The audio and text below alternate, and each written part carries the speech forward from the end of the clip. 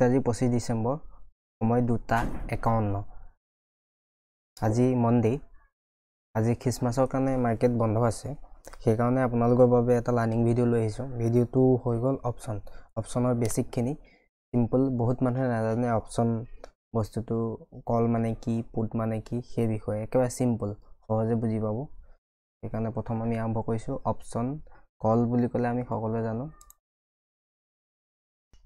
market আপসাইডত যেতিয়া যাব আমি কল বাই কৰিম আৰু মাৰ্কেট যেতিয়া বেয়াৰিছ হ'ব ডাউন সাইডত আহিব তেতিয়া আমি পুট বাই কৰিম ঠিক আছে এটা মনত ৰাখিব সদায় অপচন দুটা থাকে এটা কল এটা আৰু পুট ঠিক আছে কলটো হৈ গল বাইং সাইড মানে আপ সাইড আৰু পুটটো হৈ গল বেয়াৰিছ ডাউন সাইড ঠিক আছে আৰু অপচনৰো বিভিন্ন in ITM OTM in the money এনেকুৱা কিছুমান থাকে কোনটো ওটিএম কোনটো ইন দা মানি কোনটো আউট অফ দা মানি সেই বিষয়ে আমি আজি ভিডিওটো জানিম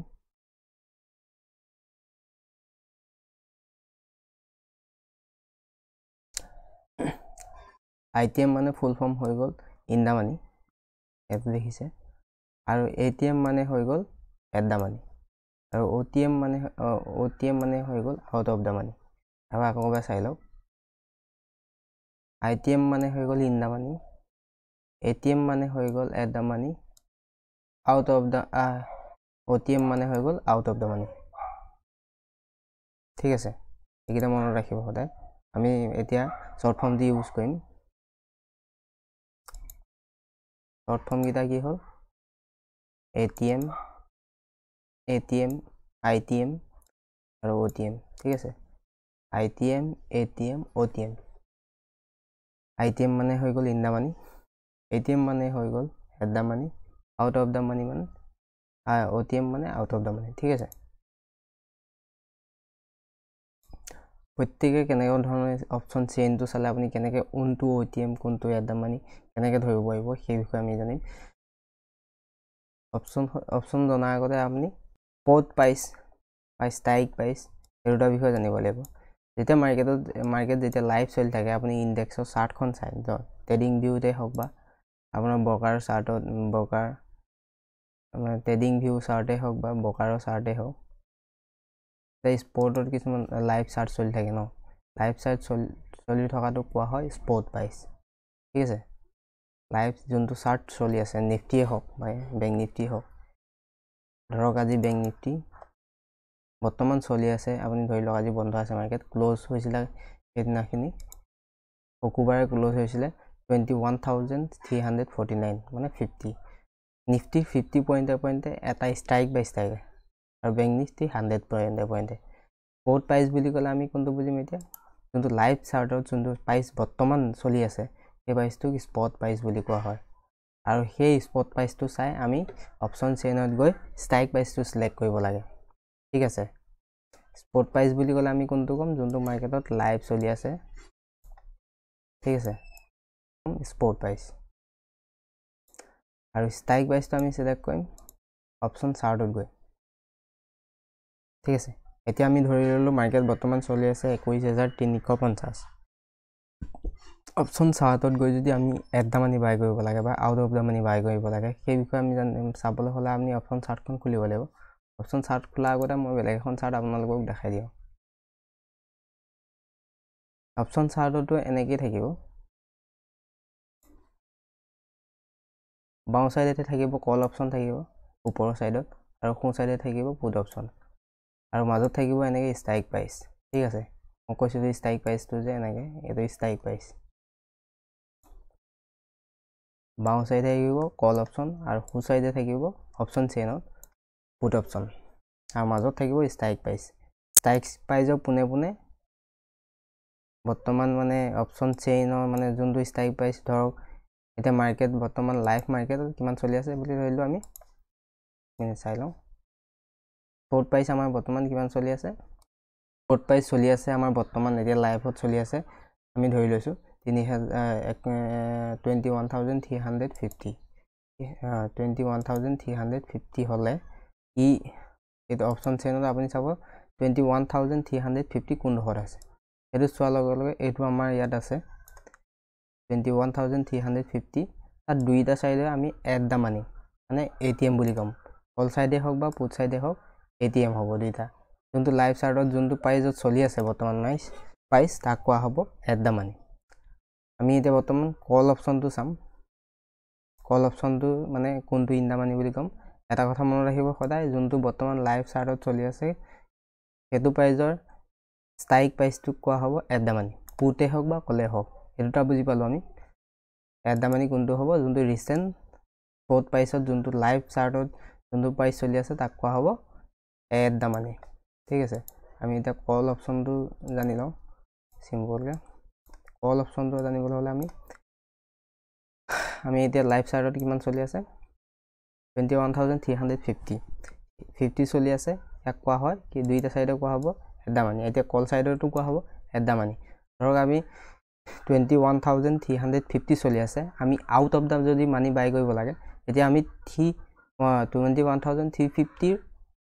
ওপৰলৈ যাব লাগিব ওপৰলৈ কল অপচনৰ ওপৰলৈ যাব লাগিব তেতিয়া আমি আউট অফ দা মানি হ'ব ঠিক আছে 21350 হলে আমি তাৰ 50 পইণ্টৰ ওপৰত গলে তাক কোৱা হ'ব আউট অফ দা মানি যদি আমি ধৰক স্ট্ৰাইক প্ৰাইস যদি আমি out of the money strike price লবলগীয়া হয় তেতিয়া আমি 21400 ৰ পৰা আৰম্ভ কৰি যিমান ওপৰলৈ যায় আপুনি সেইখিনি কোৱা হ'ব আউট অফ দা মানি বুলি ক'ব এটো দেখিছে যিমান ওপৰলৈ গৈ থাকিব মানে স্ট্ৰাইক প্ৰাইস আপুনি সিলেক্ট কৰিব কিমানে আউট অফ দা মানি এইখিনি যিমান দূৰলৈ যাব 500 লৈ যদি যায় ডিপ আউট অফ দা মানি হ'ব ঠিক আছে যদি আমি ইন দা মানি বাই কৰিব লাগে ধৰক মাৰ্কেট চলি আছে বৰ্তমান 350 কল অপচনৰ ইন দা মানি যদি আমি বাই কৰিব লাগে এতিয়া আমি 350 তললৈ যাব লাগিব 50 পইণ্ট মানে নিফটি 50 পইণ্ট হ'ব আৰু বেংক নিফটি 100 পইণ্টৰ তললৈ এটা স্ট্ৰাইক প্ৰাইস থাকে ধৰক লাইভ মাৰ্কেটত চলি আছে 21350 কল অপচন যদি আমি ইন দা মানি বাই কৰিব লাগে তেতিয়া 50 পইণ্টৰ তললৈ যাব লাগিব মানে 21300 লৈ যাব লাগিব তাক কোৱা হ'ব ইন দা মানি ঠিক আছে ইন দা মানি প্ৰিমিয়ামটো হাই থাকে আৰু বাহেও জলদি আৰু তাৰ যিমানে তললৈ গৈ থাকিব 250 হওক 200 হওক ডিপ ইন দা মানি হৈ গৈ থাকিব আৰু এটা মানে হাই থাকিব এতিয়া আমি মানে কল অপচনৰ প্ৰথম আমি কি চাম স্পট প্ৰাইস লাইভ চাৰ্টখনত যোনটো প্ৰাইস চলি আছে ধৰক 21350 চলি আছে বৰ্তমান তাক কোৱা হ'ব এট দা মানি ঠিক আছে কল অপচনে হোক এট দা মানি বুলি কোৱা হ'ব আৰু আমি স্ট্ৰাইক প্ৰাইস যদি কল অপচনত যদি স্পট প্ৰাইসত লাইভ চাৰ্টত যদি চলি আছে 21350 তাক কোৱা হ'ব এট দা মানি আৰু তাৰ যিমান ওপৰলৈ আপুনি স্ট্ৰাইক প্ৰাইস বাছিব 400 হওক 21450 তাক কোৱা হ'ব কল অপচনৰ আউট অফ দা মানি ঠিক আছে OTM বুলি কোৱা হ'ব আৰু প্ৰিমিয়ামটো বহুত কম থাকিব এই সময়ত আৰু যদি আমি ইন দা মানি 21350 লাইভ চাৰ্টৰ যদি ইন দা মানি চাব লাগে আমি 350 তললৈ যাব লাগিব 300 লৈ যাব লাগিব 250 লৈ যাব লাগিব বা 200 তাৰ তললৈ যিমান যাব আপুনি ইন দা মানি হৈ গৈ থাকিব ঠিক আছে কল অপচনটো বুজি পালে এনেধৰণে পুট অপচনটো আমি জানিব লাগিব পুট অপচন ধৰক স্পট প্ৰাইস বৰ্তমান লাইভ চাৰ্টটো হৈ গ'ল স্পট প্ৰাইস আমাৰ কিমান চলি আছে বৰ্তমান আমি ধৰি লৈছো 21350 ন 21350 হলে আমি লাইভ চাৰ্টত যদি put অপচনৰ at the money by কৰিবলগীয়া হয় 350 টোৱে হৈ গ'ল আমাৰ এট দা মানি বৰ্তমান এট দা মানি হৈ গ'ল 350 আৰু যদি আমি out of the money by কৰিব লাগে 350 ৰ তললৈ যাব লাগিব কাৰণ কেলে আমি কল অপচনৰ উল্টা হ'ব লাগিব ন কল অপচনৰ উল্টা হলেহে আপুনি মাৰ্কেট তললৈ গলে পুট অপচন বাই কৰিলে পইচা পাব এতিয়া উল্টা হ'ব এট দা মানি হ'ব 350 লাইভ চাৰ্ট যদি 21350 চলি আছে এতিয়া আমি তাৰ তলত 50 পইণ্টৰ তলত যদি স্ট্ৰাইক প্ৰাইস সিলেক্ট কৰিব লাগে তেতিয়া মানে 350 তলৰ 50 পইণ্টৰ তলৰ পৰা যিমান তললৈ গৈ থাকিব সেইখিনি হ'ব আপোনাৰ আউট অফ দা মানি তাৰ প্ৰিমিয়ামটো বহুত কম থাকিব আৰু কমকে বাহে আৰু ইন দা মানি যদি বাই কৰিব লাগে 21350 স্ট্ৰাইক প্ৰাইস মানে স্পট প্ৰাইস চলি আছে এতিয়া তাৰ 50 পইণ্টৰ ওপৰলৈ যাব লাগিব তাৰ ইন দা মানি হ'ব তেতিয়া মাৰ্কেট হেতু সময়ত যদি 21350 চলি আছে আমি in the money put option buy কৰিব লাগে তেতিয়া 350 ওপৰলৈ যাব লাগিব 400 450 500 এইখিনি ইন দা মানি বুলি কোৱা হ'ব ঠিক আছে পুট অপচনৰ কল অপশ্যনৰ ওলোটা হয় এবাৰ ৰিভিজন কৰি লওঁ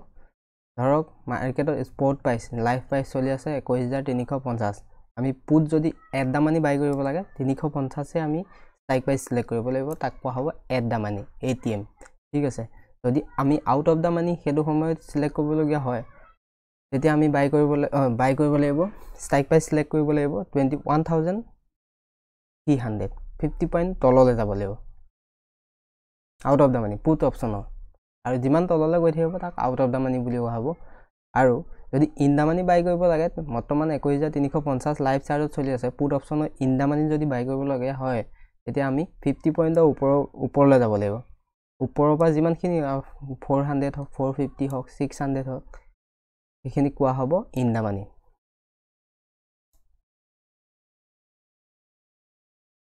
ঠিক আছে নিশ্চয় ভিডিও চাই বুজি পাইছে চাগে এই চাৰ্টখন এবাৰ স্ক্ৰীনশ্বট লৈ ল'ব আমি এবাৰ এতিয়া মানে NSE ইণ্ডিয়াত গৈ আপোনালোকক দেখাম কেনেকৈ অপশ্যন চেইনটো চাব লাগে আৰু বকাৰৰ চাৰ্টতো গৈ আমি দেখাম এতিয়া বৰ্তমান যদি লাইভ চাৰ্ট চাবলগীয়া হয় তেতিয়া আমি NSE ইণ্ডিয়া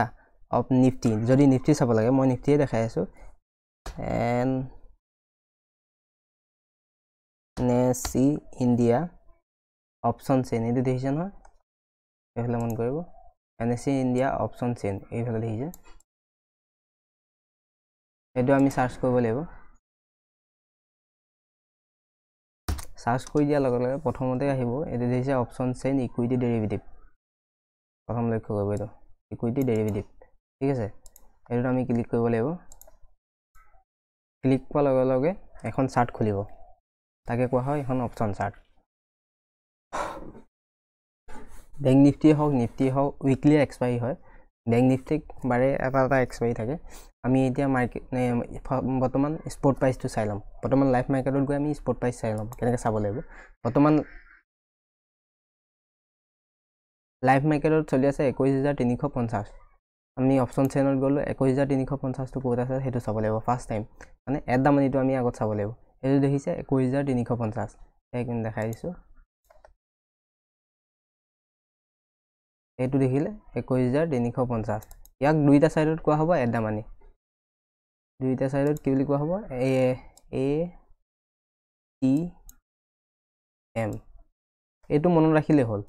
তাৰপিছত মই এফালে ATM বুলি কোৱা হ'ব